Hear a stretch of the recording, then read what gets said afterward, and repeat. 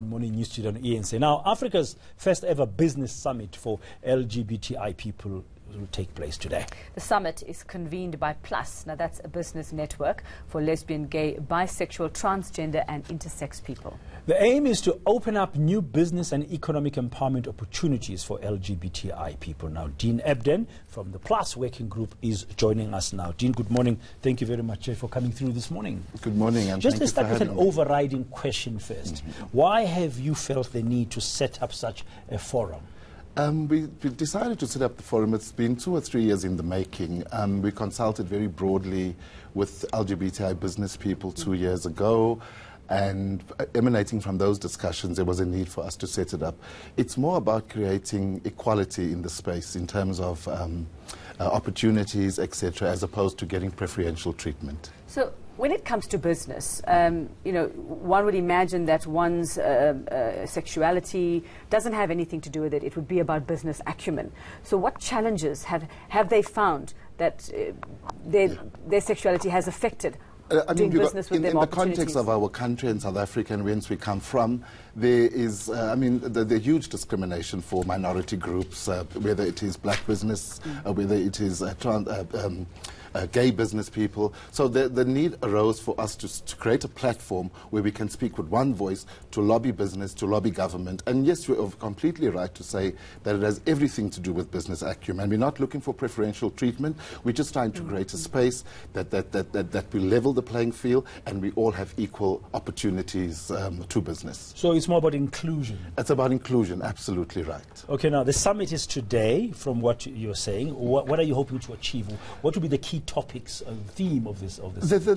Basically the key theme and topics that we want to explore is business opportunities. How do we break down those barriers, barriers to entry in the workplace? What is happening in terms of a legislative environment around procurement with corporate and with government? So we're hoping to achieve, our discussions are very broad-based today, and hopefully we'll find solutions to the questions that we're posing to the panels that are going to be part of the... Give us some idea as to exactly, just break it down, some proper examples of what LGBTI people, what situations have they found themselves in when it comes to business, looking for business opportunities in a workplace where they are already. What are the challenges they're facing? What's happening? The challenges are basically, it's prejudice for one in the workplace, and we have the Workplace Forum. Tonight we'll be launching the Workplace Equity Index, which basically measures fairness in the workplace and inclusion in the workplace with corporates. And generally, it's about access to finance, it's about access to training. Have they faced discrimination in that way? Have they gone to someone and said, I need money, and they go, okay, but this is who you are, and this is... there's a lot of anecdotal reference to that, which we can speak for it. And discrimination, as you know, it's got a very, very different face. You can never pinpoint it specifically, but some of our members do experience it on a daily basis, and that's why platforms such as these, we will look at how we can overcome those discriminations. And workplace is not supposed to discriminate on any grounds at all. So from what you are saying is that there's anecdotal evidence and you are doing an equality index. Do you think it's going to reveal in practical terms what kind of barriers, whether seen or unseen, the LGBTI people are facing in the world of business? I think it would be. I don't speak on authority on this subject because the forum is actually undertaking the study.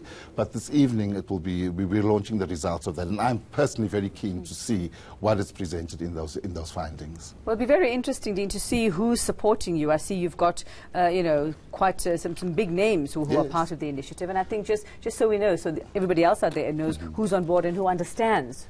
What it is you're trying to do. I think inclusivity in the business world is an imperative now, and the summit would not have been possible without the support of ABSA, Ernst & Young, Shell and Uber. Bonang Mahale is a champion of our organization. Plus, Business Leadership South Africa, okay. Correct, yes.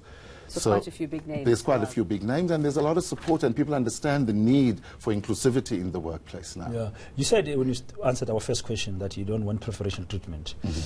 Don't you think there could be a danger that there's this LGBTI business summit that people are going to look and say, these guys, they want something different? Because you've mentioned things like supply chain, you've mentioned entrepreneurship, access to capital. Don't you think there's that danger that some people might view that you want to be an exclusive club of sorts? We're not an exclusive, but what we do have in our community, there are specific issues that affect us particularly. And as an organization, we have to address those issues.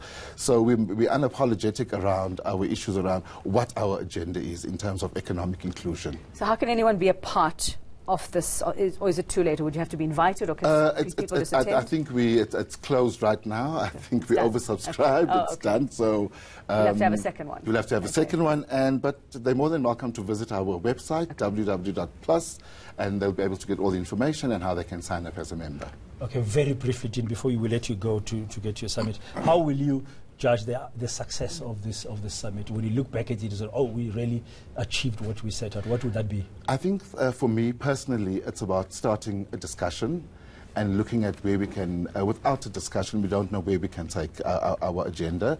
So looking back at the summit, it's looking at what opportunities are there, how do we access them, and how do we lobby government and corporate sector to create an inclusive environment for LGBTI people.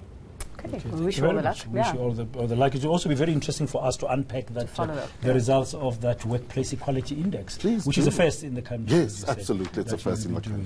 And you're more than welcome to join us at EY offices this evening, where it's going to be released. Okay, wonderful. Thanks very much. Thank you. Well, that's been Ebden from the Plus Working Group talking to us about the first South African LGBTI Business Summit being held today.